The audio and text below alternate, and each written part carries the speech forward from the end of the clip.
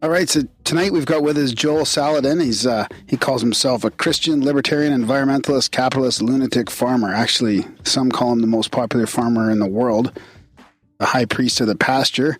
He's been included in documentaries like Food Inc. He's written lots of books, and he co-owns the Polyface farm in Virginia. Really, really interesting stuff about reclaiming the soil and beyond organic farming. And it's really happy to have you on the show, Joel. Welcome to Grimerica. Wonderful. Thank you. It's an honor to be with you. The timing couldn't be better because I'm actually getting all the dirt for my garden this weekend. So it's perfect. And I'll be planting next weekend. Wonderful. Good for you. We have a pretty short season in Canada. In Calgary, yeah. It's like 4 months probably. Do you do any... do either of you do any season extension, solariums or row covers, tall tunnels, that sort of thing? No, to be honest, I'm not, I haven't really gotten that serious about gardening. This will be mine and my wife's third kick at it. The first two didn't go so well, but we've learned a lot more. Now I grow some plants in the house and I've learned some stuff there. So I think this year we're kind of ready to hit the ground running and starting with a lot better dirt than we've had before. Good. That's wonderful. Yeah, well, whenever you start something new, most people don't succeed, not because they don't have a gift or a talent or an aptitude for being able to do it, but just that they're not willing to go through the learning slog. So congratulations on staying with it. You gotta kill a lot of plants before you learn how to grow them. That seems to be the case with everything, including podcasting. Yes.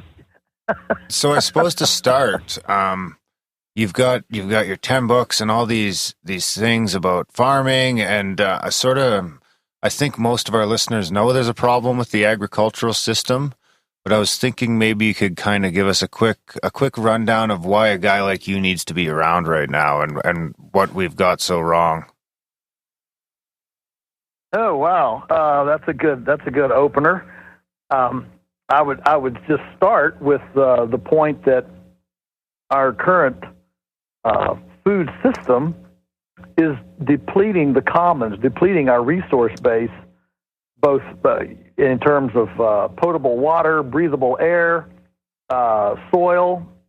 We are depleting it, faster than we ever have. In human history, for the first time, human activity is actually moving more soil than wind and floods and volcanoes and all those kinds of things, the actual tonnage of soil. So, our impact on the earth is humongous, and it's never been larger. So we'd better figure out how to touch this ecological womb with an umbilical of help, not one that hurts it. So anyway, there's a tremendous amount of stuff going on ecologically that's bad. Secondly, anyone who's alive today and knows anything knows that we have a brand new lexicon of squiggly Latin words, they're always italicized in a text, that if you're more than 50 years old, you can remember never hearing these words. Words like E. coli, Salmonella, Campylobacter, Listeria, bovine spongiform encephalopathy, and a host of others. And this is because they are relatively new. Now, it's not a brand new bug. They've been around for a long time, but they've never surfaced in our food supply like they are now. And so the factory farming idea of our current orthodoxy is increasing pathogenicity and toxicity at alarming rates. And of course, we're trying to control it with vaccines and pharmaceuticals and chlorine, sterilization, and that sort of thing. But at the end of the day, the pathogens, these bugs are mutating and adapting and dividing and having babies, faster than a generation a day. And so the idea of trying to stay ahead of them with a new brew is kind of a pipe dream. And I would say that the third thing, if we want to just do three big ones, so that's just the overall pathogenicity and toxicity of the food system, that's essentially nature batting last. And I would say the third thing is just the nutrient deficiency of our food. I mean, you don't have to go very far to realize that cabbage has like 30% of the nutrition that it did 50 years ago. Eggs are in many essential fatty acids, for example. Factory eggs are, a tenth as potent as an egg that's raised from a chicken that's running on pasture and gets salad bar and green material. Wow. And then you have the whole polyunsaturated fats. You have this whole, the food pyramid that came out in 1979 that basically put Twinkies and Fruit Loops on the base of it and gave us type 2 diabetes and obesity. And so our food does not pack the punch anymore because we're raising it on artificials. And I'll just conclude with this. In 1943, arguably the founder of sustainable agriculture, a Britisher named Sir Albert Howard, who developed the aerobic composting, the scientific aerobic composting method, brought to the world his legacy book, An Agricultural Testament, in 1943. And in that, he says, when we start growing plants with artificial manures, that's what he called chemical fertilizers. We grow plants with artificial manures, we make artificial plants, which create artificial animals, which then convert into artificial people who can only be kept alive with artificials. And that was 1943. And certainly, those words were prophetically prescient, as we look back. And so we're headed. I mean, this is the first generation now that thinks they won't live as long as their parents. The U.S. now leads the world in the 5 chronic non-infectious causes of illness. Heart disease, cancer, and and these are not numbers to be proud of. There are some things you want to be number one in. The U.S. Olympic gymnastics team. That's a good thing to be number one in. But to be number one in chronic illness, probably not where you want to be number one in the world. So we've got some issues, and it's time to start addressing them. And it seems like it is being addressed. It seems like we're turning a corner a little bit. I mean, we've got farmers markets all over the place now, and people trying to go local and grow their own food, and it's kind of happening all over. But just recently, I'd watched a movie. I think it was called Sustainable, and I think it talks about the similar type stuff that you guys are doing over there at Polyface, where kind of restructuring the land in a natural way, and it's really inspiring and hopeful. Like, I feel like we've turned the corner away. Like, now sugar's finally being demonized like it should have been. Like, we're finding out that those scientific studies were sort of corrupt back in the, I don't know if you even sort of mentioned that era in the 70s or whatever. Right. So I've got hope that we're getting there.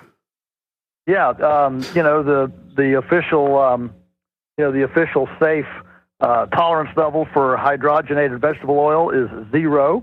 And of course, the government told us. The government, dietitians, food experts told us for 40 years to get rid of that lard and butter, and eat hydrogenated vegetable oils. And now the recommended safe dosage is 0. So yeah, I very much appreciate the awareness that is dawning on a certain segment of the population, but it's still extremely small. When you compare the amount of food, for example, sold at farmers markets compared to, say, through Walmart or GMO, genetically modified organism foods, I'll say our side is arguably between 1.9 and 4% of the food system. So it's still very, very small. And generally speaking, if there's Hot Pockets in the fridge, NFL on the tube, and the Kardashians are still on the front page of People magazine, life is good, and nobody worries about the future, or nobody thinks about their health or the planetary future. We still live in an extremely non-participatory, apathetic time. But yes, I am glad for every single person, every single wake up epiphany where somebody says, we've got a problem and I'm part of the solution, not that other guy, not somebody over there. I'm not going to wait on them. I'm not going to wait for a new policy, a new agency. I am the solution. And so that's very exciting. Yeah. It's almost like a food revolution. I wanted to touch on that nutrient deficiency problem. Now, you were talking about a head of cabbage having 30% less nutrients. Is that like across the board, or is that like supermarket cabbage? Oh, it's supermarket cabbage. Okay. Yeah. Okay. Yeah. If cabbage is grown in compost, good compost and good mineralized soil, it's every bit as good as what Grandma had. Because I've even heard people talking about how in 30 years, pieces of corn and things like that are going to be like less than 1% of their original nutrient value of something grown organically. That wouldn't surprise me. It's always interesting to listen to forecasters. Sometimes they're right, sometimes they're wrong, but certainly in the trajectory that we are on, it's a safe bet that. Well, there's an old Chinese saying that says, if we keep going the way we're going, we're going to end up where we're headed. And, when the average bushel of corn takes, 4 bushels of soil, destroys 4 bushels of soil through erosion to grow, that's a very unsustainable thing. The average morsel of food is costing way more out of the resource base than it's putting in, and that trajectory is a no-win trajectory. So somehow we have to move that trajectory, to a different arc. Well, at least it's good to know that, and so that would mean that even. What does grow light lettuce say have compared to sun lettuce? Would that still be better than store bought? Generally not. When you come out of the soil now, that's going to open up a can of worms here about hydroponics, aquaponics, aeroponics, all this stuff. But I can tell you so far the tests that have been done on soilless growth systems have not been encouraging. Yes, it's beautiful and it grows a lot of bulk and volume, but it doesn't last. It wilts very, very fast, which is indicative of a lack of luster, lack of life, vitality, as well as nutrient deficiency, things like that. Now, the one place where I'm not ready to just write it off, whatever, where I'm not ready to impugn categorically soilless systems is in aquaponic systems that use a medium in the growth medium. In other words, it's not hydroponic. They sometimes they use glass marbles. Sometimes they use cocoa different kinds of little pebbles. Yeah, exactly. Cocoa puffs. Cocoa. They're like little pellets or something. Material, yeah. So I'll grow my lettuce inside in a pot with some dirt in it. Yeah, good. I guess my question is more about do those nutrients come from the light source or from the sun? Or sorry, from the light source or from the soil? the nutrients come from the soil, but the light source is what drives the, of course, the photosynthesis system, which the photosynthesis creates the carbohydrates in the plant that the plant then negotiates with the minerals in the soil to uptake. So I like to think about the soil as kind of a cafe, an underground cafe. And the thing that comes to mind, of course, because it's so fun to be dramatic and theatrical about these sorts of things, is Star Wars, where Han Solo is in that cafe, and Luke Skywalker goes to find he needs to find a ship, and you got that all those weird beings playing the saxophone, playing these weird instruments, and they're dancing around all this intergalactic cafe. Well, that's the way it is in the soil, and so you've got an actinomycetes that says, "Hey, I'll trade you 3 borons for two molecules of that sugar," and so there's this whole commercial smorgasbord going on down in the underground cafe. So the grow lights are driving the energy to sustain, to energize that whole commerce going on underground, but the actual mineral content is coming up out of the soil, and it's actually very small. The mineral content is primarily a catalyst that allows the plant to fully do what the plant's supposed to do. And so it really takes, it's amazingly how little mineral it takes. They're incredibly important. I don't want to minimize the importance, but relative to the amount of vegetation in the plant, it takes very, very little mineral to fully leverage that source of light, whether it's a grow light, sunlight, whatever it is. So that's good news. So in a place like Calgary, where we only have a real short growing season, some years especially.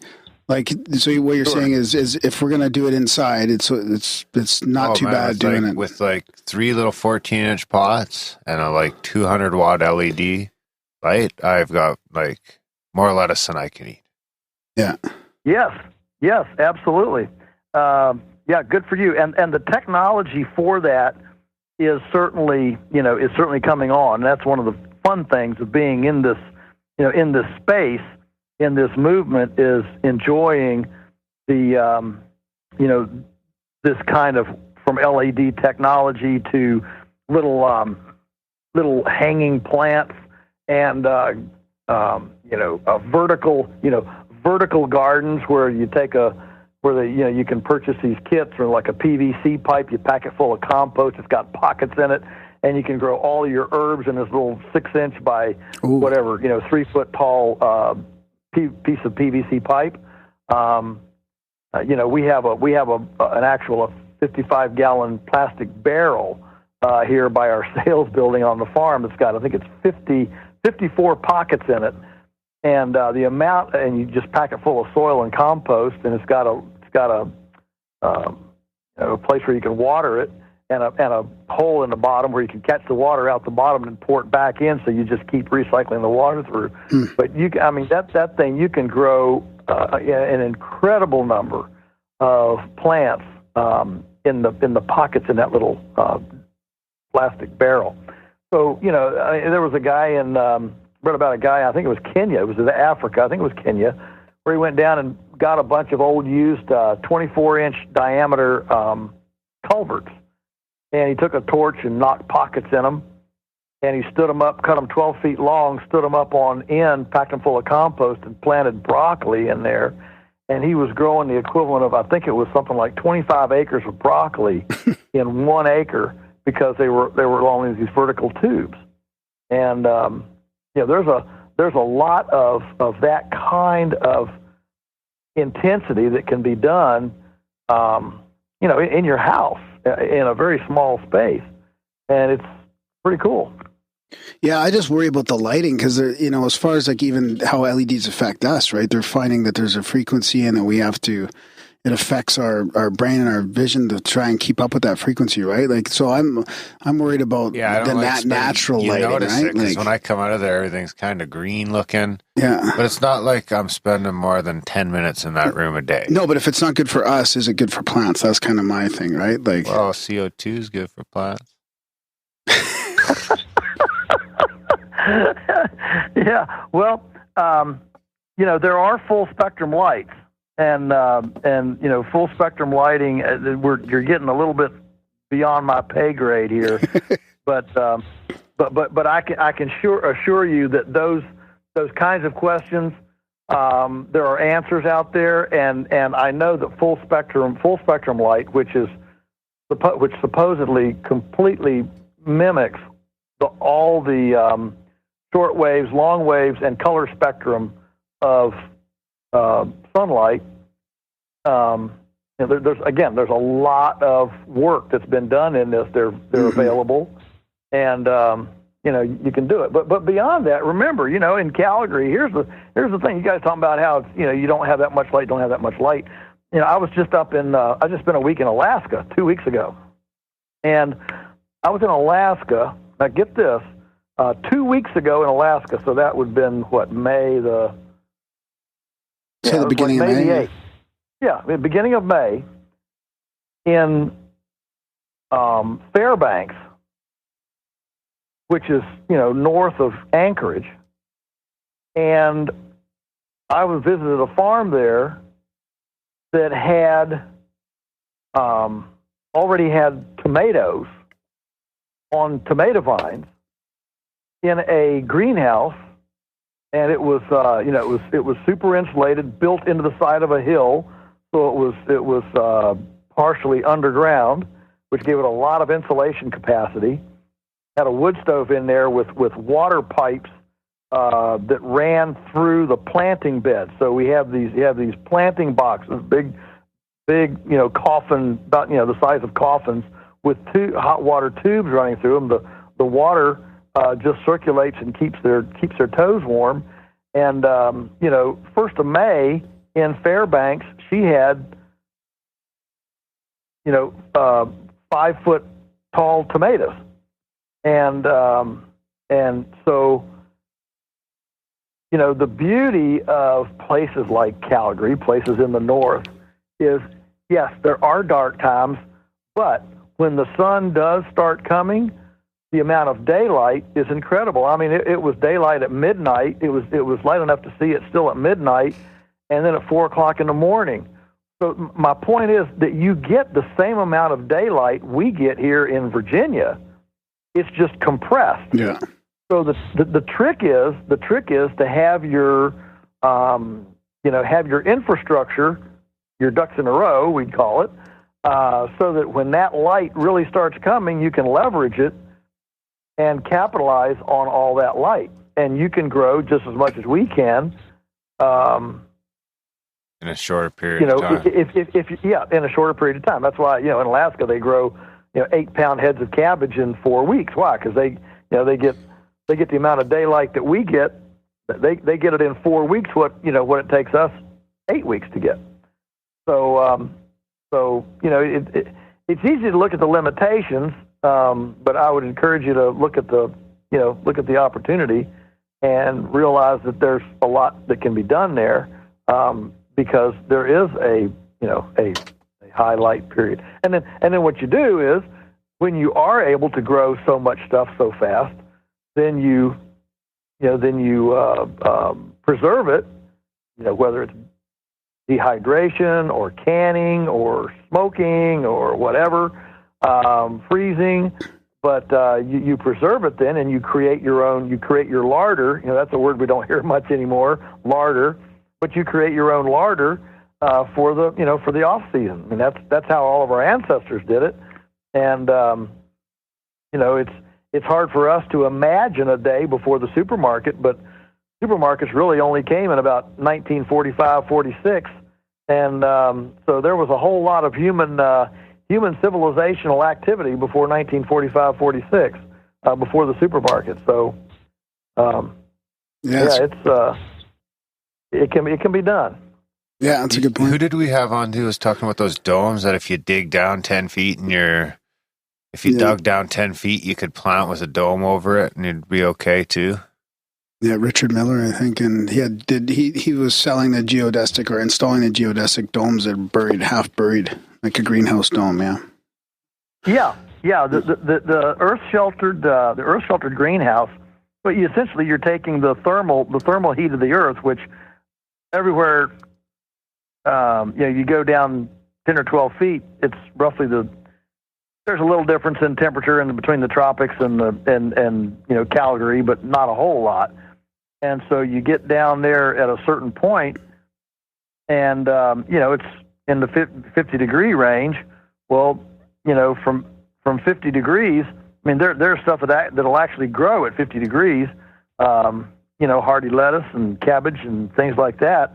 And if you put any solar gain over it, a transparent covering, and then where you can run that temperature on up to 80 in the daytime, and then you put your heat sink in, some barrels of water painted black, or big monoliths or concrete or big rocks, or some people pour gravel in there and run leaky pipe through so you can blow air through, and the air just percolates up through the rocks and overnight. There's a lot of ways that you can hold that heat and extend the season. I mean, I think it's just important to understand that if we were as aggressively creative about doing the kind of things that we're talking about right now as we are how to build more roads, more trucks, and harvest more petroleum to import, lettuce from California to Calgary in the wintertime.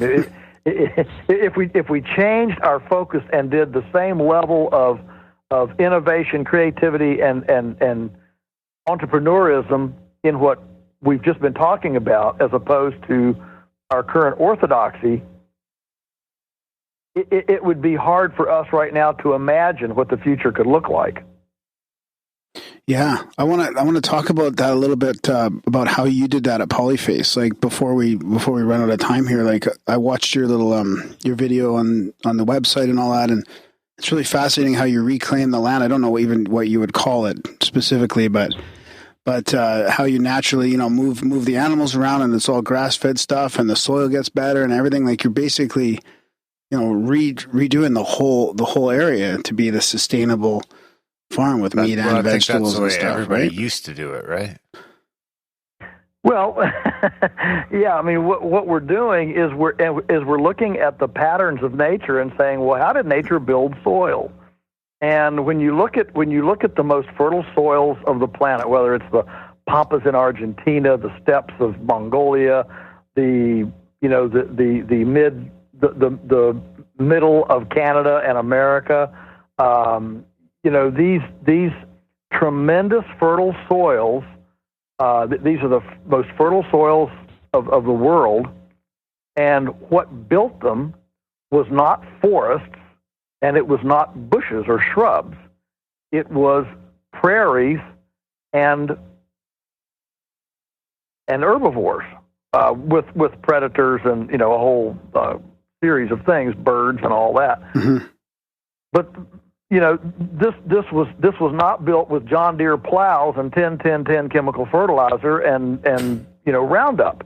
These soils, this wealth that we're still mining, was built with a very specific choreography, and the choreography was the foundation of the choreography was migratory hordes, in fact, mm-hmm. of buffalo, wildebeest on the Serengeti, caribou, moose, yaks, zebras, all sorts of, and we know that long time ago there was a lot more megafauna than there is today. I mean, Australia had 9-foot tall wombats. New Zealand had the herbivorous bird, the Manoa bird, and it stood 6 feet tall and was an herbivore. So there was this megafauna all over the planet. Europe, had everything from mastodons to great big stuff, and so the fact is that forages as opposed to trees and shrubs actually are more efficient at converting solar energy into biomass, into vegetable material, than trees and shrubs. Because it has a much faster metabolic cycle. It goes through its cycle much faster, which is a blessing in that it's so efficient at capturing solar energy, but it's a curse in that the cycle goes so fast. So grass and forages, I mean, they can go through their entire growth and senescence in 80 days. Yeah. And so the reason for the herbivore is to prune, just like a viticulturist would prune a vineyard or an orchardist would prune an apple tree. The herbivore prunes that rapidly growing vegetation, the biomass, back to restart the juvenile rapid growth phase. I call the herbivore, nature's biomass accumulation restart button. Now, when you take the herbivore out of that role and you divorce the herbivore from that historic role, then what was a beautiful symbiotic relationship becomes a liability. You put that animal in a feedlot. Now you got way too much manure in one spot. Instead of being a blessing, that becomes a curse. You got animals staying in the same spot instead of going to new ground. So now they're in a toxic situation. The mob becomes toxic instead of protective, and the feed, instead of them finding their own feed and using their mobility to move around, now we use petroleum and machinery in order to plant, harvest, and deliver that feed stuff to the animal, and it's primarily annuals and not perennials. And annuals, like corn and soybeans and rye and small grains, it's not sinful to have small grains. I like my rye bread as much as anybody else. But herbivores were not designed to eat annuals, and so if we quit growing annuals to feed herbivores, we wouldn't need to grow very many of them, and then we wouldn't have the ecological devastation that the tillage and the herbicides and all that stuff creates, trying to grow annuals like corn and soybeans and things like that. Annuals also have a very different energy cycle. Annuals put all their energy not in roots, but up here in a big seed. An ear of corn, a pod of bean, a group of seeds, a clump of seeds for grains, and a perennial puts its energy in the roots under the soil, so that it can survive calamities, floods, droughts, cold, hot, volcanoes, whatever, and live to fight another day. It doesn't depend on seeds. It depends on the savings account in the roots.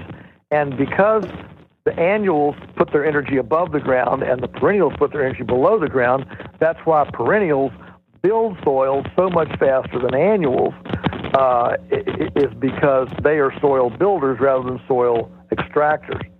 And so our whole agriculture production system, if we use modern technology like plastic pipe to make streams run uphill, we can deliver water in a more perfect way than it ever was before, or portable electric fence. I mean computer microchipped energizers and electric fence is our whole.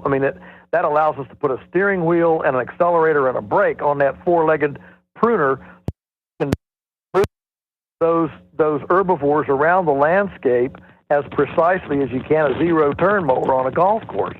That's pretty cool, and we've never been able to do that before.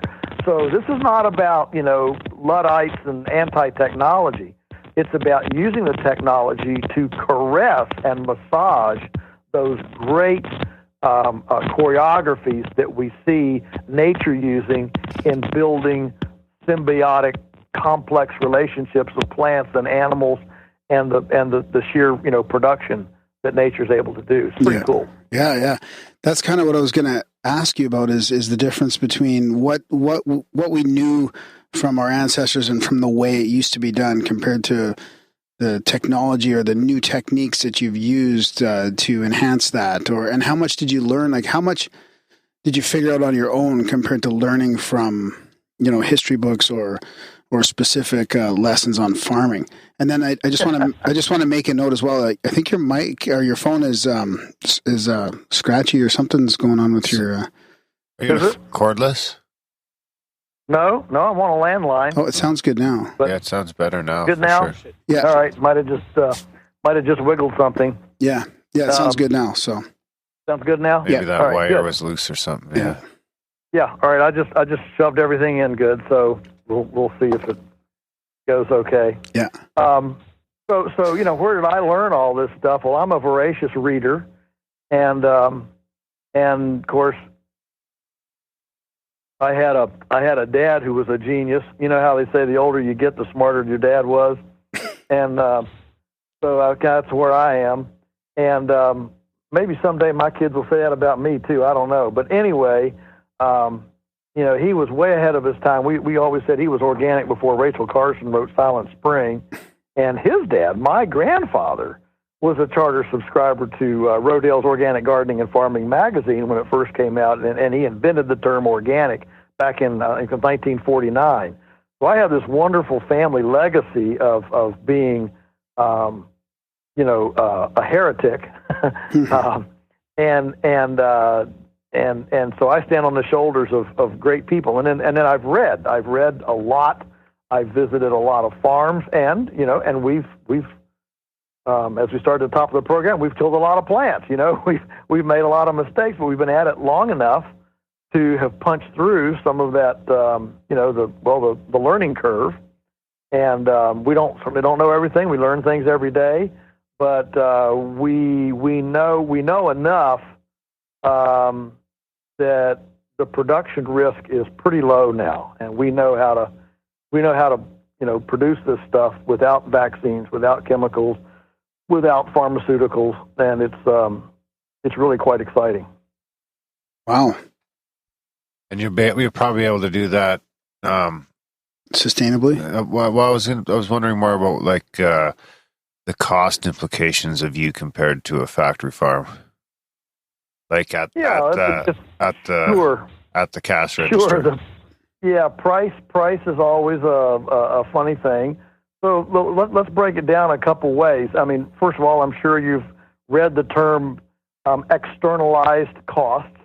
And the fact is that the supermarket cash register does not capture the pathogen, pollution, sickness costs of poor quality food.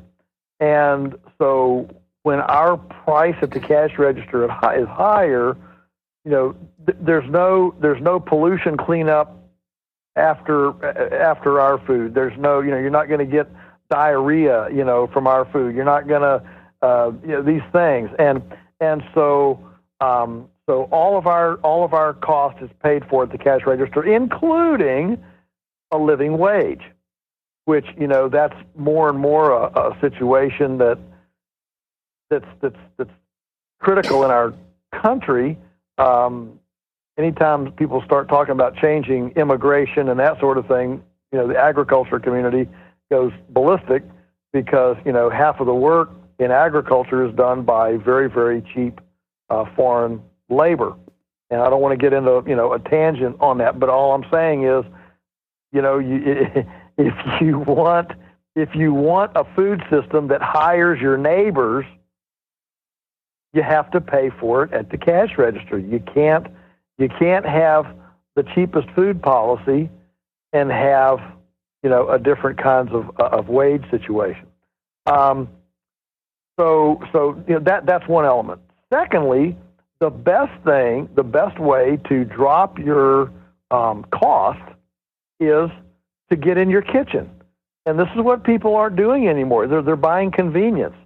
Right now, you could come here to our farm or get on our delivery list, and we would bring you a chicken that's cheaper than the cheapest boneless, skinless breast at the supermarket. But you have to take a whole chicken, and you have to take a knife and cut out that breast. And all I'm saying is, if you really want to buy nutrition, you buy unprocessed whole foods, and then you get jazzed about domestic culinary arts, and you start using your kitchen. When I say, domestic culinary arts, I can hear the pushback over the wires. Oh, wait, I don't want to get in the kitchen, blah, blah, blah. As if getting in our kitchen is going back to some, wash pan, washboards and hoop skirts and hearth cooking. Never have kitchens been more techno-glitzy than they are today. I mean, we got hot and cold running water, refrigerators, freezers, electricity, propane or electric ovens and stoves, timed bake, slow cookers, fry babies, yogurt makers, ice cream makers, bread makers, Cuisinarts. I mean, Grandma would have given her eye teeth for the stuff we have today. So never has it been easier to cook from scratch, but never have so few people been doing it. I love cooking. Yeah, that seems weird to me that people don't cook anymore. Well, they don't. I mean, what, 25% of all food in America is eaten in a car? 25% of all food. 80% of Americans at 4 o'clock have no idea what they're going to eat for dinner. 80%. What's another one? The average American, and I don't know about Canada, so I'm just going to say American. The average American spends less than 17 minutes a day in their kitchen. Less than 17 minutes. So when all you do is put the Pop-Tart in the toaster and the Hot Pockets in the microwave, you got about 17 minutes. That doesn't leave you much time for doing much. There's also the overeating too. Here's the one I like. Here's one like 70% of all menus in America are chosen by people under 10 years old. I don't get that. So, well, the kids are running the house. Oh, I see what you mean. Oh, okay, I see what you mean. The kids are deciding what they're going to eat. Instead of sit down and eat what's put before you like I grew up. Instead it's well, what do you want, Johnny? Or better yet, mac and cheese. Yeah. Better yet, Johnny doesn't even have to go to the table. He goes and gets a single service pudding, and boom, that's supper. And so listen, if there's one insignia, I'll come up with this. If there's an insignia of the people who get a participatory integrity food system, it is this: they eat leftovers. Because the whole convenience system is predicated on single service, no leftovers. You pop the single service, whatever it is, and so when you're eating leftovers, that indicates that you're actually cooking from scratch, getting unprocessed food, and fixing it yourself. So finally, I'll just say this about price. When we talk about price, whenever somebody says, "Well, your stuff's more expensive or whatever, it's hard to buy," I say, "Okay, all right, here we're going to go to your house. We're going to go to your house right now, and here's what we're not going to find at your house. I'm sure we're not going to find this at your house. We're not going to find any alcohol, cigarettes, or lottery tickets. We're not going to find Netflix, widescreen TVs, iPads, iPhones. We're not going to find $100 designer jeans with holes already in the knees. We're not going to find, People magazine. We're not going to find any soda. We're not going to find any takeout. We're not going to, okay." And you start down this list, and man, the truth is that we purchase our value system. And if you want to make a change, you have to put emphasis on it. I wish I could click my fingers and everybody in the world would suddenly really be eating high quality, integrity, nutrient dense food. I would love to be able to click my fingers and do that. But you can't do the same thing over and over and assume that you're going to have a different outcome. That's Einstein's definition of insanity, right? Doing the same thing over and over and expecting a different outcome. And so if we're going to expect a different outcome, we have to start doing something different. And that's where personal responsibility comes in. I can't do it for you. I can't do it for somebody else. And I don't expect anybody else to do it for me. I need to do it for me. And if we do that, we will change the trajectory of our culture, because our trajectory is the summation. It's the accumulation, the cumulative effect of all the little billions and trillions of decisions that are made every day among the citizenry. You put all those together and amalgamate them, and that's the culture we have. And if we're going to change that trajectory, those decisions, one by one, have to be made differently. Yeah, well said. I agree. I also think we're eating too much as a culture as well. I mean, I think we're going to find out in the future that this 3 meal a day thing was kind of more propaganda than anything, and we really don't need 3 full meals a day, but we'll see what happens there. I couldn't agree with you more. Yes. My kids Absolutely. need like 8 meals a day. So you guys also you do meat too, right? Like pigs and cattle and all that. So, but it's grass fed and it's free range and all that, but you still do slaughter meat, right? Oh yeah, a lot. Yeah, we dressed 538 chickens this morning. That's delightful. So that's what that's. So at the end of the day, do you think that's more important than organic per se? Like, I know in Canada it's hard to find really organic meat, especially certain cuts. But it's easy to find stuff that's hormone antibiotic free. Not easy, and it's a little expensive, but it's definitely a lot more findable. Yeah. Well, the truth is that government certified organic. I mean, we're not government certified organic because there are things in the organic certification that the government's put together that are not helpful. I mean, for example, you have to certify that your compost goes over 140 degrees. Well, we don't want our compost to go over 140 degrees. No. We want a cool compost. More like 120, 125. I mean, it's warm, but it won't scald your skin off your hand. And so there are definitely certain things that to be organic certified would actually compromise our quality. And so we just don't play the government game, and we tell our story, and we have a 24/7, 365 open door policy here to the farm. Anyone can come from anywhere in the world, anytime, to see anything unannounced anywhere. And you don't have to walk through sheep dip or sign in or put on a hazmat suit or a gas mask or respirator. We don't have any skull and crossbones on our, doors. And, we don't have any manure lagoons. I've never had anybody drown in a compost pile. So, it's a very neighbor-friendly, people-friendly place, and we run this open source, and we invite people to check us out. If you don't understand or you don't believe us or whatever, come at 2:00 in the morning. Don't wake me up, but if you want to go walk the fields at 2 and see if that's when we're putting on Roundup, well, be my guest, have at it. And so, we're very aggressive about this, this openness. We think that this transparency and openness is something that in our litigious and paranoid modern techno world we've lost, and we think it's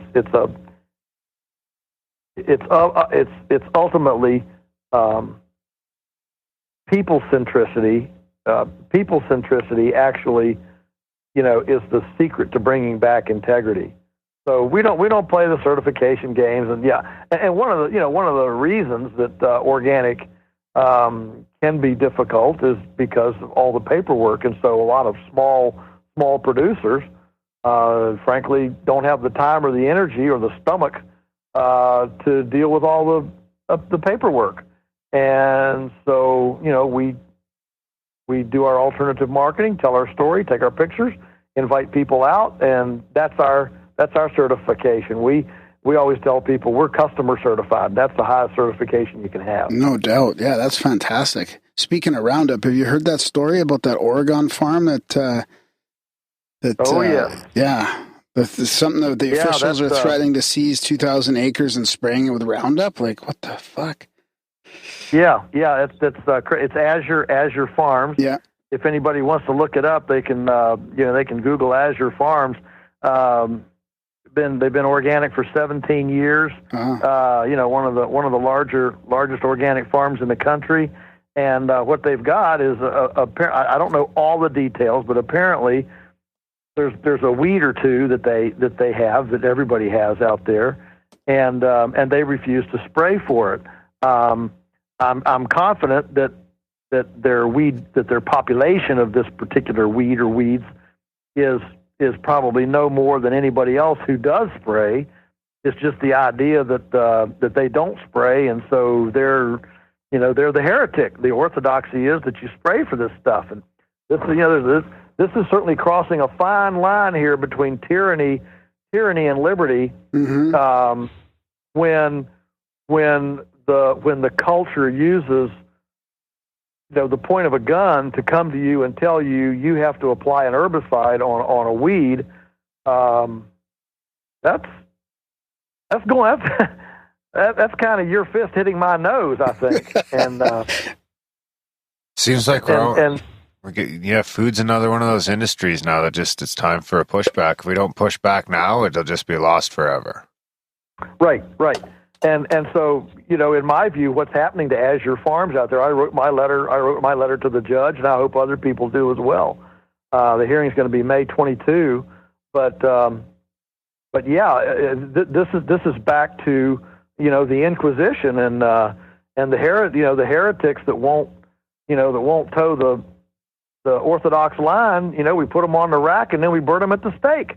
And they're not burning them at the stake, but they're throwing Roundup on all their possessions. So it's pretty close to destroying your life and your livelihood. And so yeah, this is real serious stuff. We've moved against a crazy line. I mean, like take GMOs. I mean, GMOs. This is patented life forms that could never exist outside human manipulation, and so here a patented life form from a corporate owner drifts across the wind and trespasses on my property. Their beings, their life forms on my property. You would think that I could go down to the district attorney and get a restraining order and hold them liable for trespass. But instead of that, they can come and get an order on me to pay them a royalty and a penalty for unlicensed usage of their beings. I mean, it's like if you had a bull come over to my farm or my house, my garden, and trample my rose bushes, I could go to the district attorney and say, hey, let's bring that neighbor in for trespass violations. This bull trampled my roses. Can you imagine a magistrate looking at you and say, oh, wait a minute. No, actually, you have to pay him for the privilege of his bull coming over and trampling your rose bushes. I mean, it's insane what we're doing. It's just madness. So while I very much appreciate the proliferation of farmers markets and the growing awareness of people, I also see this other, juggernaut from the other direction that's coming along. And not to be negative, but I can assure you that the war hasn't been won yet. I mean, if there is a war between a truth and a lie, that war is far far from determined right now, and it's exciting days. Yeah. What about government subsidies? Like, is that, how much of a role do they play? Because I've heard kind of both ways on those. Yeah, well, I'm a libertarian. I don't think the government should subsidize anything. I think I would agree with you on that. I think it should be about a tenth the size that it is, and leave. You're in Canada. Leave the provinces free to do their experiments, and in the states here to let the states do their experiments. Drop the federal intrusion down substantially, and let a lot of experiments happen on the more provincial and local level. That way you could have a lot more, trials and experiments going on simultaneously, and it's not a one-size-fits-all, winner-take-all kind of thing. And I just think that governance is best when it's at the lowest, the smallest level or the most local level possible of that. When it comes to the common defense of the country, that's something that the federal has to handle because the locality can't do that. But most things can absolutely be handled at a much smaller level than the federal level, and we'd have much more freedom and many more innovative prototypes if we had those amount of experiments going on. And not only that, I mean, there was a time when you used to move to a different little corner of your country for a reason, right? And, Sure. In Canada, I think we're probably worse off than you are for federal government. Oh, yeah. Oh, no question. I mean, the quota system, socialist. oh, my goodness. Yeah. Canada's way worse than we are here. I think I think your phone cord is cutting out again a little bit. If you could try plugging it back in. Is it? Yep. Are we okay now? I think so. Oh, no, it's still... Yeah. Still funny? Yeah, a little bit. How's that? Yeah, that sounds better? perfect. Yeah. That better? So, I think this phone is probably about 50 years old. So are you going to that Red Pill Expo in Montana? I sure am. Yes, looking forward to it. What will you be talking about there? Well, I'm going to be talking about food liberty and farm liberty as it just overall freedom to make our choices in food. You're free to get cigarettes and alcohol, and in many states now marijuana. But you can't buy a glass of raw milk. In fact, a couple times ago, I was up in Canada. I go to Canada several times a year usually, and I was up there speaking, and I found out that it was illegal to transport on the public roadways raw milk.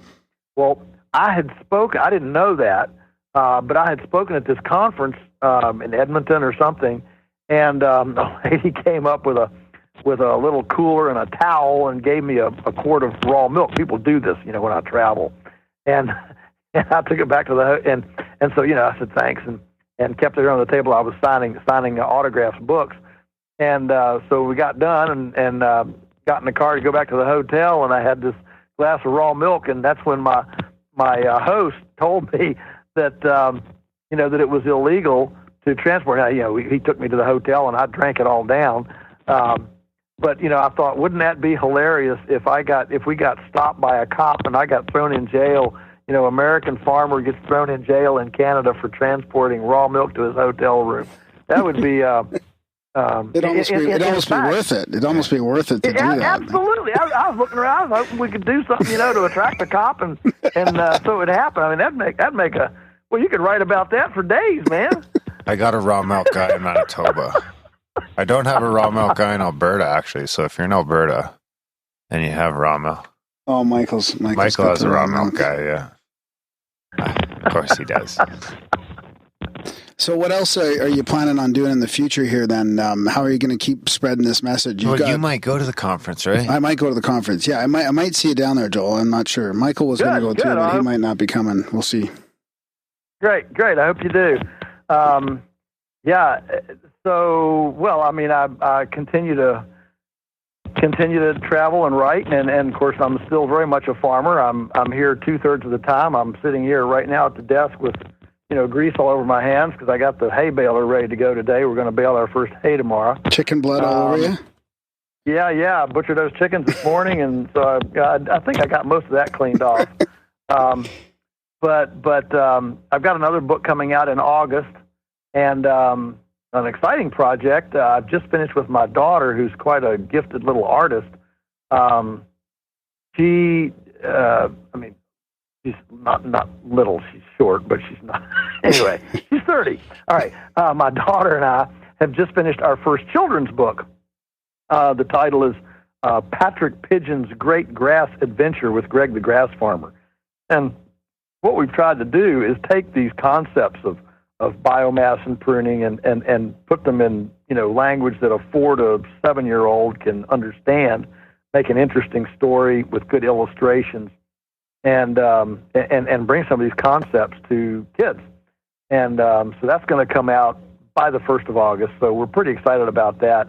And Chelsea Green Publishing is going to distribute it, and this will be the first children's book that Chelsea Green has ever distributed. So we're pretty excited about that, and we'll see how it goes. And if it goes well, then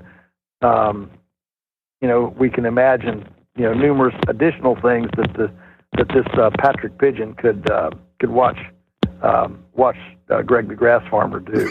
Cool. Kind of like Bob. Yeah, kind of like Bob the Builder, Yeah, Darren and Michael both have kids, and they're both into this stuff, so they'd love to. Yeah. We'll keep in touch and order that book when it comes out. Good. Kids are unvaccinated, organic eating, so they should live longer than me. They might be the first generation that lives longer. Yeah, they should live longer than me because I was into all that shit for 30 years. Yeah, I'm that's just right. getting it now. Yeah. They haven't had it. They had once in a blue moon. I mean, we slip when we go to a restaurant, and things like that. But for the most part, they haven't had any of that crap ever. Yeah, and I bet they're healthy too. Oh yeah, they're quite healthy and smart and energetic and troublemaking. Smart enough to backtalk you and that sort of stuff. That's right. And then prefer outside to inside in the summer and all those fun things. Yeah. Okay, Joel, where can before we let you go, where can our listeners track you down? Are you on Twitter and Facebook and anything like that? Well, yeah, the thing is I don't exist except through Polyface Farm. I'm a Luddite. I don't do all this stuff, but we certainly have an active, Facebook page at the farm. It's Polyface Farms. We have a website, and so we have a media presence. We have Snapchat or Instagram or something. I can't keep them all straight. But anyway, just Google us up there, Polyface Farms, and it'll pop up, and you'll see whatever you want to see. There's a lot of information on the website. We try to keep people abreast of stuff that's going on, and my speaking schedule's on there. So if people are listening to this that want to come and know where I'm going to be, it's all listed there out as far as I know. And when I book another one, it goes on the website. So a lot of information there. Everybody's welcome to jump on that. Yeah, it's a great website. There's tons of literature on there, and then you guys have also made some media as well for people, right? Like DVDs and stuff like that they can get. Yes, we have. We've got one on our buying clubs, one on the pigs, one that's macro on the farm. There was one made by an Australian group called Polyfaces, and it's interesting, about these concepts. It's a documentary. So yeah, there's numerous video resources there as well. Mm-hmm. Right on. I think you guys are doing some of the most important work, and it's really some of the most inspiring work as well. Just that there's hope to turn the corner here into beyond organic agriculture and get back to the healthy stuff. I'm trying to leave all the processed foods in the supermarket and just eat a little bit better myself. But it's so good to hear that. I don't know, man. I was inspired. I watched that that movie, and then I seen his website and all that. It's just so inspiring. Well, very cool. Well, thank you very much, and it's sure an honor to have a good discussion with you guys. Right on. Enjoy your time in Montana at that conference, and I might see you down there. Good. I hope so. You take care. Thank you. Thanks, Joel. Take care. Okay. Thank you. Bye.